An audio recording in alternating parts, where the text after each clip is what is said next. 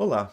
No último vídeo, nós falamos um pouco sobre o que são e como funcionam APIs. Agora nós vamos ver um exemplo de como isso funciona no R, utilizando como nosso case o site da Brasil API. Como comentado em outro vídeo, o site da Brasil API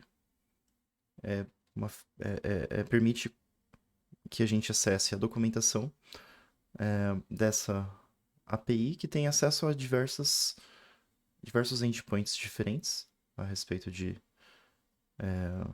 obtenção de dados de endereço, CNPJ e também a tabela FIP de carros, por exemplo. E nós vamos ver agora como que podemos acessar essa API pelo R, tá bom? Então, aqui nós estamos utilizando a ferramenta Positron, que é a ideia mais recente da empresa Posit, que era a empresa RStudio, que fazia o RStudio. Ela é muito parecida com a, a, a, a própria, o próprio RStudio para R, e aqui a gente está usando a linguagem R. A primeira coisa que vamos fazer é carregar os pacotes. Então, carregar o pacote, vou aumentar um pouquinho a tela, carregar o pacote HTTR, e também vamos carregar outro pacote útil nesse exemplo de hoje, que será o JSONLite, que é um pacote que serve para acessar informações de arquivo JSON. Começaremos aqui pelo acesso ao CEP. Então, geralmente, a gente começa com a URL base. Eu costumo colocar esse prefixo U para quando eu estou criando URLs, mas é só um, um padrão que eu uso, não preciso pode criar o seu próprio, desde que seja consistente. E aí a gente coloca o link aqui, brasilapi.com.br/API. Depois, o que a gente coloca é o endpoint, como tem aqui no site. O endpoint é esse dessa página aqui do CEP V2, por exemplo, é /CEP/V2, e depois a gente vai colocar o CEP. Então, colocamos aqui endpoint CEP recebe /CEP/V2 e vamos colocar algum CEP aleatório. Esse aqui é o que eu tenho no meu exemplo. 5808445. E agora nós podemos criar a URL realmente de acesso. O CEP recebe paste 0, por exemplo, qualquer função de colar strings. O base, endpoint, CEP e CEP. E o que nós teremos aqui é essa URL que vocês conseguem ver aqui embaixo. Essa aqui. Agora, o próximo passo é realmente acessar essa API para obter um resultado. Utilizamos a função get para isso e vamos guardar num objeto chamado rcep. Então, rcep recebe get o cep. Se eu mostrar aqui o resultado disso, veja que o CEP aqui ficou com o status 404. Esse status 404 é um, um, um problema, porque é o resultado do tipo não consegui acessar. Olhando aqui, conseguimos ver o problema, né? A gente tem esse CEP/V2 e falta uma barra aqui, como mostra na documentação. Então, o que a gente tinha que fazer é colocar uma barrinha aqui. Colocando a barra de novo, e rodando, o que a gente obtém, aí sim, é um resultado com status 200. Esse status 200 significa que o que a gente tem está correto. Agora podemos obter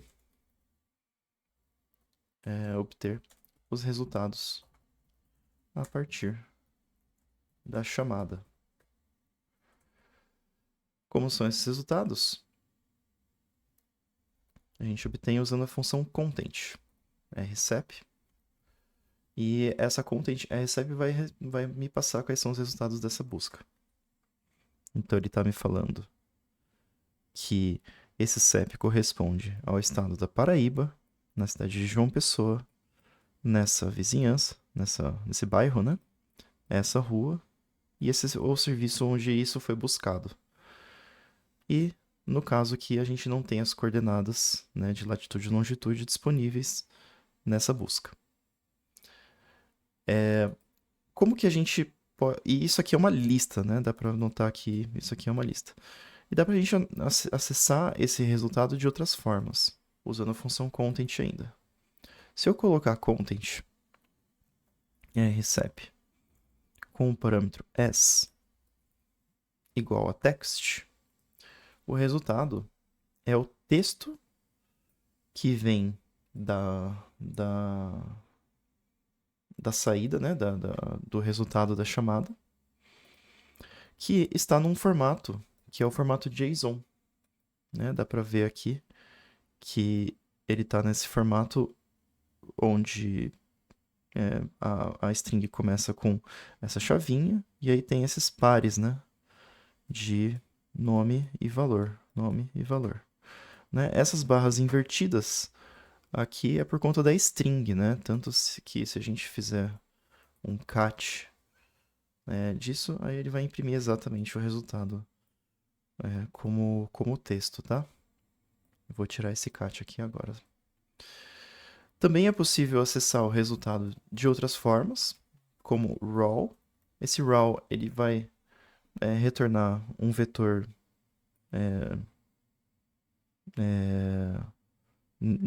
com esse tipo raw, que geralmente é usado para acessar documentos em binário, coisa assim, ou para pegar exatamente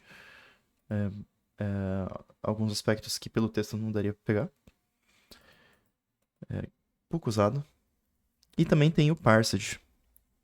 E o parsed é o padrão do do content. Né? Então, por padrão, o content vai tentar aplicar o parsed, que significa aplicar uma função de leitura desse resultado.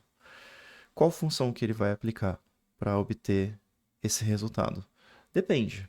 Se o resultado for um JSON, ele vai utilizar uma função do JSONLite, que já a gente vai ver. Se for, por exemplo, um arquivo HTML, ele vai utilizar uma função para ler arquivo HTML do XML2. E, se for outro tipo de formato, ele vai aplicar diferentes funções, e aí dá para ver aqui na documentação da função content o que ele vai utilizar para ler. Tá? Como que ele decide isso? Ele tenta fazer um chute com base no resultado que sai, né?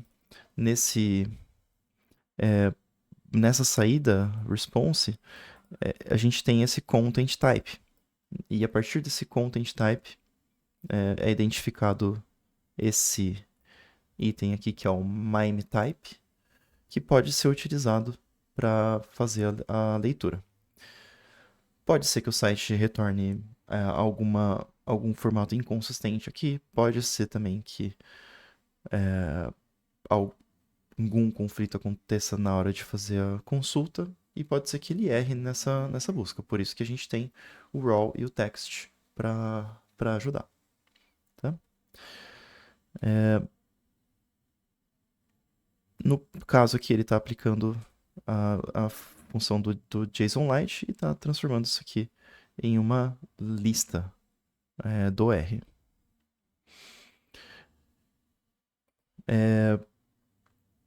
como que a gente pode acessar esse resultado, então, com o JSONLite? Uma forma é pegar o formato text e depois aplicar JSONLite, a função do JSONLite chamada fromJSON. Essa função fromJSON, ela vai retornar exatamente o mesmo resultado, tá? Então, a content RCEP parsed, quando o resultado da chamada é um JSON, né? Quando esse content type contém esse application JSON, é equivalente a aplicar a função fromJSON, tá? Com uma pequena diferença que a gente vai ver no próximo vídeo, tá? Então, esse foi o exemplo da busca de CEP utilizando a Brasil API e como ferramenta o nosso HTTR. No próximo vídeo vamos ver mais exemplos relacionados a isso. Bom, obrigado.